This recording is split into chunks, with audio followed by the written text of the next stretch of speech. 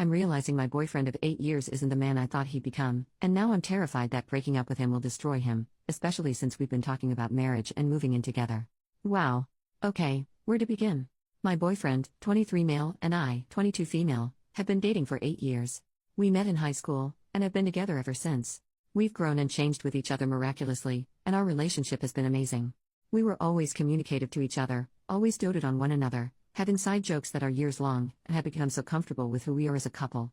Our relationship by all means is a wonderful one. But, I guess I wouldn't be posting here if it was so wonderful, would I?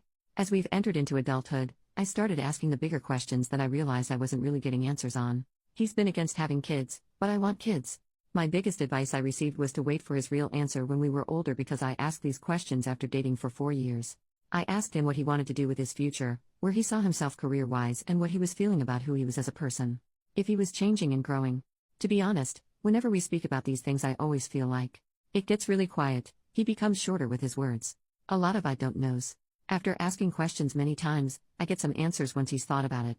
But this scenario has always been regular for us. I'm asking bigger questions, trying to get feedback, and he gives little answers and asks to think about them. But we have always moved along. Next day, next season. We're really happy with each other.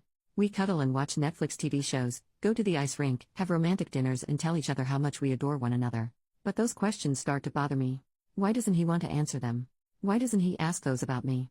Is it necessarily bad that he doesn't want to ask? I mean, we're only in our 20s.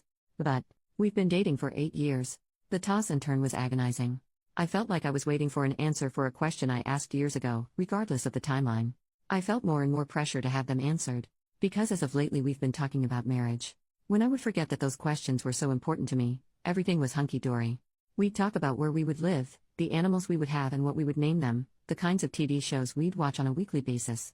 I pushed the issues I had been feeling in my core back inside, because I figured if I'm a patient girlfriend, a loving one, a supportive one, then our relationship will get better. How long we've stayed together is a testament to our ability to grow together.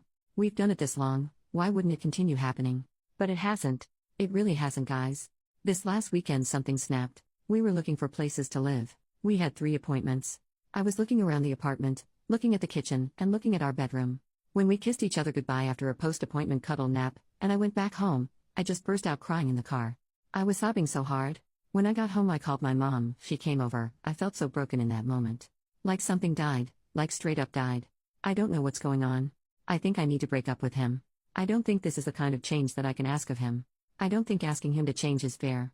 It's not that I haven't been patient, I have. He has been giving me his answer to all my questions, I just haven't been happy with what they are and was hoping they would change. The silence, the skirting around the topic, the I don't knows. I thought we could grow through any scenario, but moving in together put it all into perspective for me. I'm not ready to move in with this guy. Earlier in the year, he told me he was all right with kids, with having them too.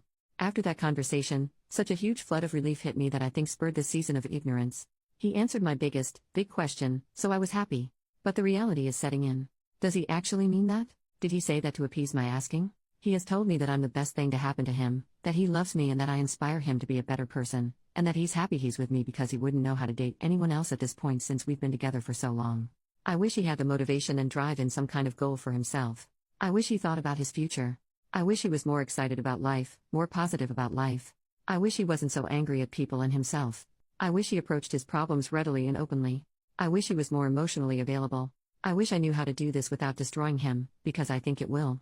His family would all turn on him, I know it. We've been talking about marriage. We're looking at places to live together. And I just imploded. I couldn't take it anymore. My gut is seriously telling me I need to do this, and it's never been wrong. But how? How on earth do I do this? Edit. Thank you everyone, so much, for your comments. All of them, I've read every one. I think after the initial hysteria and realization of what I was feeling, and putting it into written words, I've come to realize what I'm truly feeling. I'll post an update after this weekend when I talk with him. I'll tell you how it goes. Update 1 week later. So, the big conversation happened on Friday, a day earlier than what I was expecting. After writing this post and speaking to trusted family and friends, I decided I didn't want to wake up like I had all week, feeling like crap anymore. I'd open my eyes and just immediately feel that familiar pain in my chest. I wanted it to be over. He had been texting me normally in the week, so I knew he wasn't expecting this. It made it so much harder. That part wasn't easy, texting him back very plainly to avoid lying or leading him on. But I asked him if he'd like to meet on Friday and he said he'd love to, so I went over in the morning after running a few errands with my brother. He drove what he called a getaway car and said he'd pick me up when it was over. It was so hard. His family was decorating the house for fall. As soon as I got there, his mother asked me to help drape some fake leaves across the front porch. I stood there with my heart in my throat, helping her out. As soon as I found a window, I walked into the house and found him in the kitchen. He was still in his pajamas. I asked if we could talk in his room, and he said sure. He wrapped me in a hug and rubbed my back, and it took everything not to cry right then and there. We walked up the stairs to his room. I closed the door, and gave him one last, huge hug in the privacy of his room.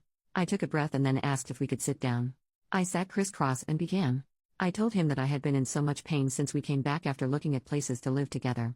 I told him that I didn't think we should live together. I told him that was because I didn't think we should be together. I told him it wasn't his fault, that this wasn't because he had something wrong. I told him I felt like there was something wrong with our relationship, and that I knew moving in together wasn't the right choice for us, and ultimately, committing to each other like that wasn't the right choice for me. I told him that I wasn't able to commit to him in that way, when the choice came. I told him that it wasn't a smooth transition, that this decision came all at me at once like a freight train.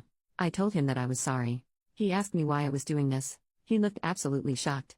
He told me he thought everything was perfect and that he didn't understand why I was saying this. He asked me where we should go from here. I told him I wanted to talk this out, since we've been together for so long. I told him I wasn't going to waver in my decision because I felt like it was the right choice to make, but I wanted to talk it out. Instead, he went to his dresser, got out of his pajamas, got into a change of clothes, grabbed his backpack, and left. His mother asked him for more decorating help, but as far as I knew, he walked by her. I sat there in shock, I guess. Before he left, he said, "See you Saturday," because our friends were having a get-together. I could feel the hysteria come on. It was like a tidal wave. The reality of what I had just done. It was like every elegant, composed, logical reason I had for breaking up went right out the window.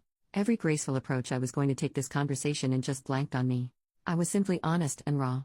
And now I felt like the crappiest person I'd ever known. I got my shoes on and flew down the stairs. His mother was asking me for more help, but in the first time in years, I ignored her and ran out the front door. I was walking away from his house. After I had reached the street, she came outside. I could hear her steps behind me. She called out my name with the same urgency that you call out to someone as if they forgot something in the house. I didn't turn around. She called out my name again, louder, and I rounded the corner towards the rest of the neighborhood. I then called my brother and asked him to pick me up. He was there in 2 seconds. The car was still moving as I opened the door and slid inside, and I was out of there. That was, by far, the hardest thing I've ever done. I was sobbing. My brother held my hand. It was loud, heartbreaking sobbing. I can't believe I had ended an 8-year relationship, but I did. I went home and my family was all there. They all comforted me through it and told me their breakup stories of their first loves. That was Friday. Today, Monday, I have to say, it was absolutely the correct decision for me to make. After the initial tears, hysteria and destruction, I realized I had needed to make that decision for a long time. I feel fuller in a way, if that makes sense. And I'm excited for what's to come for me. Thank you all for your words of wisdom, your insights, and your support. I really appreciated all of your comments, and I read them a few times a day to give me strength in my down moments. I've gotten to the other side of this and I appreciate all of your input.